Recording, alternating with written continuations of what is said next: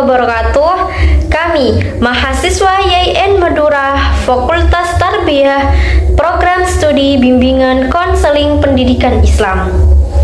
Kami merupakan mahasiswa semester 6. Di sini kami akan membahas tentang apa itu anak berbakat.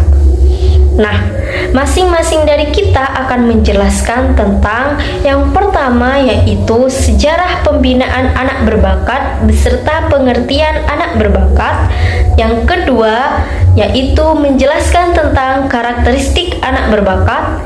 Dan yang ketiga, yaitu pendidikan khusus anak berbakat.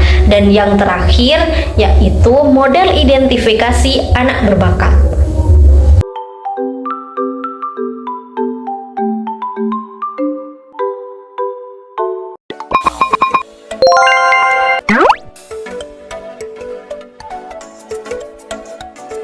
Sejarah pembinaan anak berbakat serta pengertian anak berbakat.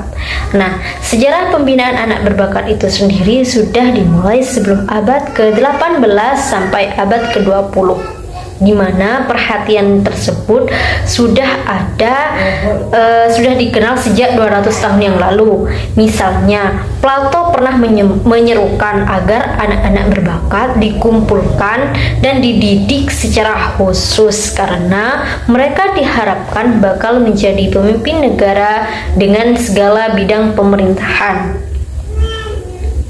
Namun, secara umum, anak berbakat adalah mereka yang karena memiliki kemampuan-kemampuan yang unggul, mampu memberikan prestasi yang tinggi. Nah, adapun juga persepsi dari bangsa-bangsa lain mengenai anak berbakat. Seperti halnya bangsa Cina. Mereka mengemukakan bahwa anak berbakat adalah anak yang memiliki kemampuan luar biasa dalam membaca, kepemimpinan, imajinasi, ingatan, berpikir, dan kepekaan. Lain pula dari bangsa Sparta, mereka mengungkapkan bahwa anak berbakat adalah anak yang dapat menguasai seni tempur dan kepemimpinan militer. Dan juga menurut bangsa Yunani, mereka berpendapat bahwa anak berbakat adalah anak yang dapat menguasai dalam segi membaca, menulis, dan berhitung. Sedangkan menurut bangsa Ottoman di Turki, mereka berpendapat bahwa anak berbakat adalah anak yang paling gagah, paling pandai, dan paling terampil yang diproyeksikan akan berhasil menduduki jabatan tinggi. Nah, sekarang menurut dari bangsa Indonesia, bagaimana sih bangsa Indonesia menanggapi anak berbakat itu? Seperti apakah anak berbakat menurut bangsa Indonesia?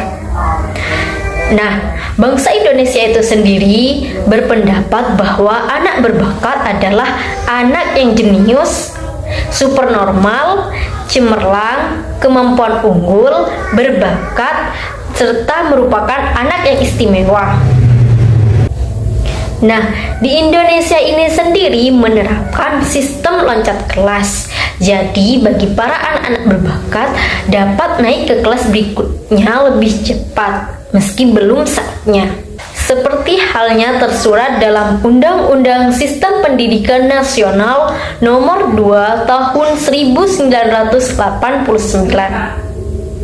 Yang berbunyi, peserta didik yang memiliki kemampuan dan kecerdasan luar biasa berhak memperoleh pendidikan khusus untuk mengembangkan potensi anak-anak tersebut secara optimal.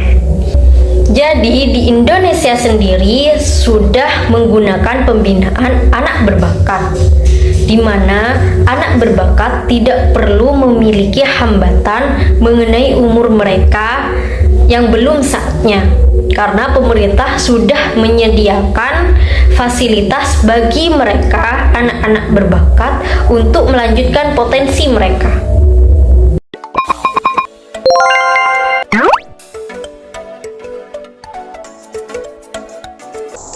Assalamualaikum warahmatullahi wabarakatuh. Perkenalkan, nama saya Bismia Liva Rahmawati dari kampus YIN Madura, Prodi Bimbingan dan Konseling Pendidikan Islam, Fakultas Tarbiyah. Sebagai pemateri yang kedua, akan menjelaskan tentang karakteristik anak berbakat. Di antaranya yaitu akademik, sosial, dan fisik. Karakteristik yang pertama yaitu karakteristik akademik. Karakteristik akademik memiliki ketekunan dan rasa ingin tahu yang benar. Kerajinannya membaca dan menikmati sekolah, belajar. Contohnya seperti seorang anak berbakat 10 tahun memiliki kemampuan akademik dalam hal membaca seperti anak normal usia 14 tahun dan berhitung sama dengan halnya anak usia 11 tahun. Karakteristik yang kedua yaitu karakteristik sosial. Yang pertama diterima oleh mayoritas temannya. Yang kedua keterlibatan mereka dalam berbagai kegiatan sosial memberikan sumbangan positif dan konstruktif. Yang ketiga, kecenderungan dipandang sebagai juru pemisah dalam hal pertengkaran. Contohnya seperti dalam hal sosial dan emosi, bahwa seorang anak berbakat berusia 10 tahun memperhatikan kemampuan penyusunan sosial emosi seperti sikap gembira dan periang. Sikap yang diperhatikan sama dengan halnya anak usia normal 16 tahun. Karakteristik yang ketiga yaitu karakteristik fisik. Memiliki penampilan yang menarik dan kesehatannya yang lebih baik dan di atas rata-rata. Contohnya, seorang anak berbakat berusia 10 tahun memiliki berat dan tinggi badan sama dengan seusianya. Yang menunjukkan perbedaannya yaitu kondisi geraknya sama dengan halnya anak normal berusia 12 tahun. Sekian penjelasan dari saya. Wassalamualaikum warahmatullahi wabarakatuh.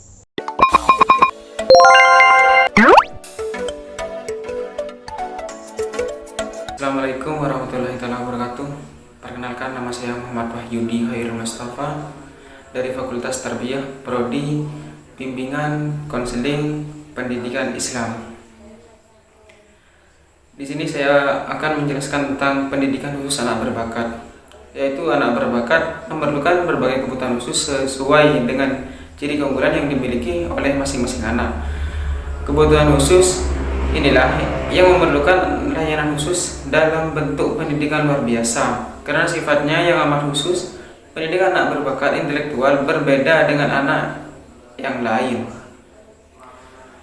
Di samping itu, pembelajaran anak berbakat harus diwarnai kecepatan dan tingkat kompleksitas yang lebih sesuai kemampuan secara real lebih tinggi dari anak yang biasa. Mungkin hanya itu yang bisa saya sampaikan, kurang lebihnya mohon maaf. Assalamualaikum warahmatullahi wabarakatuh.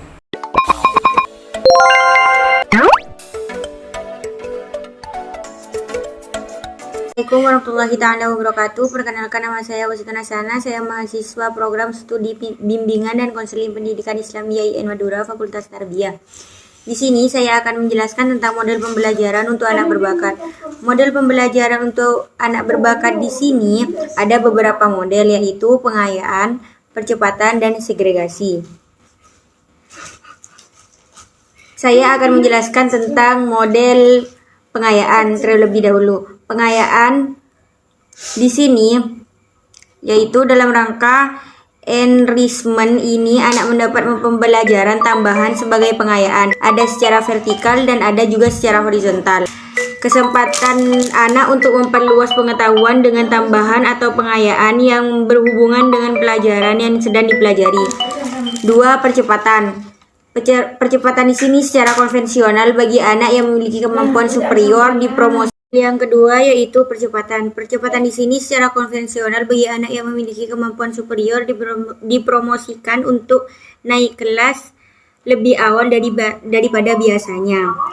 3. Model segregasi. Anak-anak berbakat dikelompokkan ke dalam satu kelompok yang disebut dengan ability grouping dan diberi kesempatan untuk memperoleh pengalaman belajar yang sesuai dengan potensinya. Cukup sekian penjelasan dari saya, kurang lebihnya mohon maaf. Wassalamualaikum warahmatullahi taala wabarakatuh.